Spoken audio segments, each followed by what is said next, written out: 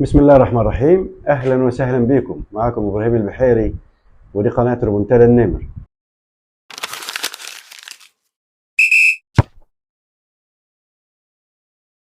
في ليله كلها عزيمه وحماس وروح، لبطل الاطلس بترجع تاني عشان يكتبوا التاريخ على ارض المغرب وبطوله افريقيا 2025 للسيدات في المغرب. وبكده نقول مبروك التأهل لبطلاتنا لبقات الأطلس وعقبال فرقنا العربية التانية، ونبدأ مع التحليل بتاع المباراة. وفي البداية نقول التشكيل: خديجة، عزيزة، نهيلة، زينب الرضوان، حنان آية الحاج، غزلان الشباك، نجاة البدري، ياسمين مرابط، ابتسام الجريدي، فاطمة تجناوت، وسكينة أزراوي. ومن الدقيقة الأولى ولبقات الأطلس ضاغطين وبسيطروا على الملعب من كل زاوية، وضاغطين عاوزين يعملوا نتيجة كويسة ويسجلوا هدف من البداية على طول. لكن فيه شوية تسرع، لكن هم مسيطرين، الروح عالية، عاوزين يعملوا إنجاز، عاوزين يوصلوا للدور الثاني، عاوزين يفوزوا بالبطولة، عاوزين يفرحونا.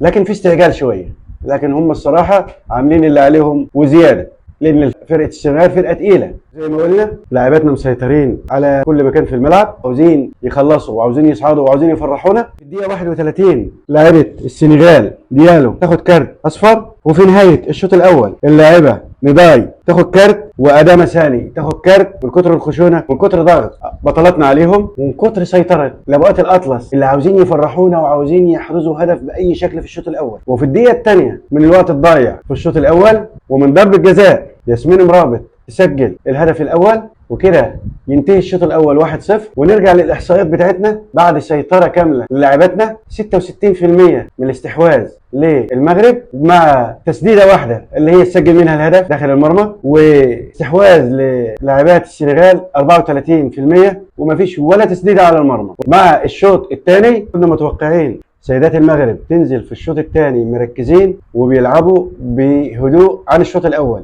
عشان يفضلوا محافظين على النتيجة ويفضلوا محافظين على الفوز. ويرد عليه مدرب المغرب في الدقيقة 62 بتغيير عشان ينشط برضو الملعب. وفي بقية المباراة جملة من التغييرات في الفرقتين عشان كل عاوز يحاول يسيطر على الملعب.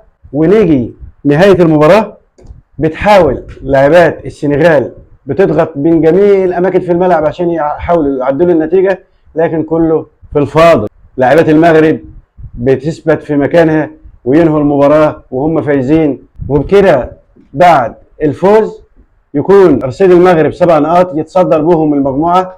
حاجة مهمة عاوز أقول عليها: جمهور المغرب كان عامل زلزال في الملعب، هو سبب الفوز وهو رقم 1 وهو أساس كل حاجة، هو اللي كان مولع الملعب وفضل ورا بطلاتنا لحد ما خلص المباراة.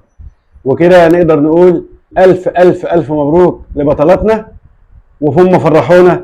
وفي النهاية اشترك في القناة واعمل لايك وشير وفعل الجرس، وابعت لنا في الكومنتات قول لنا توقعاتك للماتشات الجاية وفرقنا العربية هتعمل ايه. مبروك تاني وتالت ورابع لجمهور المغرب الحبيب، ويا رب نوصل لأبعد من كده احنا والفرق العربية. قول ديما مغرب، سلام.